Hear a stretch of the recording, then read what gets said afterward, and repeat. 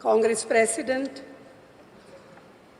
Mallikarjunji, Rahul, Venugopalji, Pramod Tiwariji, Gaurav Gogoiji, K. Sureshji, members of Parliament, friends.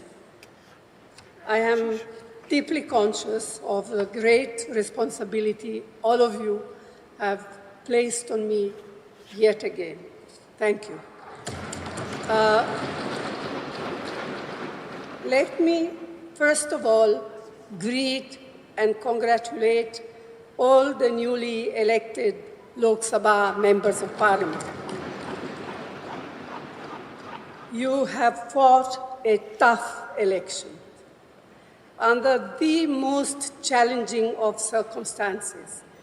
You have surmounted many obstacles and campaigned so very effectively. Your success has given us a much greater presence in the Lok Sabha and a more effective voice in its proceeding, both of which will help give greater strength to our participation. The Indian National Congress has once again demonstrated its resilience.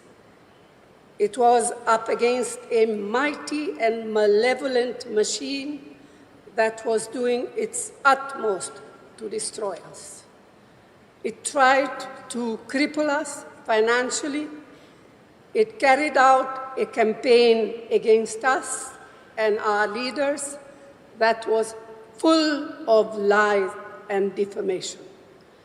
Many wrote our obituaries, but under the determined leadership of Khargeji, we persevered. He is an inspiration to us all.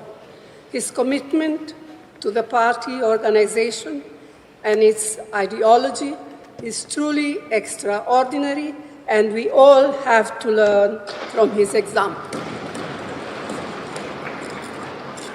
The Bharat Jodo Yatra and the Bharat Jodo Nyaya Yatra were historic movements which rejuvenated our party at all levels. Rahul deserves special thanks for his tenacity and determination to fight on in the face of unprecedented personal and political attacks. He shaped our narrative. He also shaped our narrative on guarantees and on the protection of the Constitution very sharply. And it is my personal belief that the constant upholding of the importance of our Constitution during our campaigns by Rahulji, Khargeji, and all of you is that which compelled the Prime Minister yesterday to bow down literally to that which is for us a precious book, the Constitution, containing the Constitution of India. The CWC resolution passed yesterday has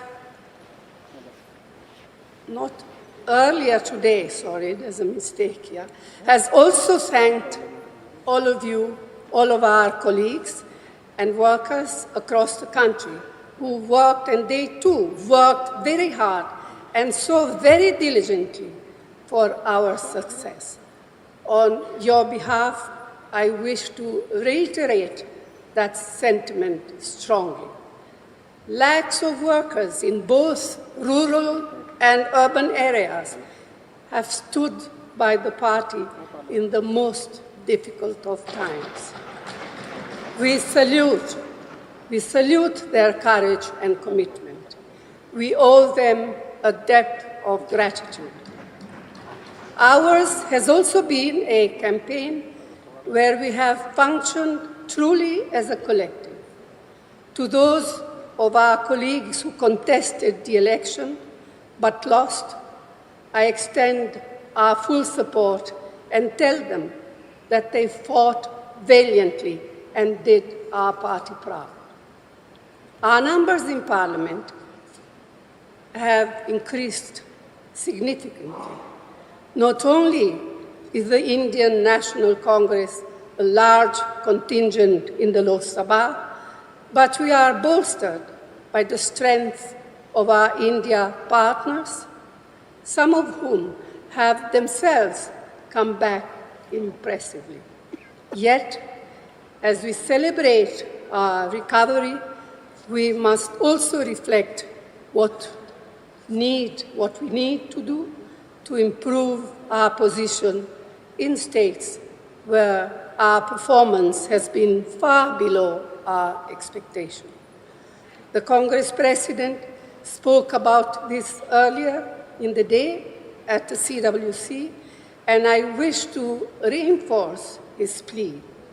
The Prime Minister, who sought the mandate solely in his name to the exclusion of both his party and its allies, has suffered a political and worse, a moral defeat. In reality, he has lost the mandate he sought and thereby lost the right to leadership as well.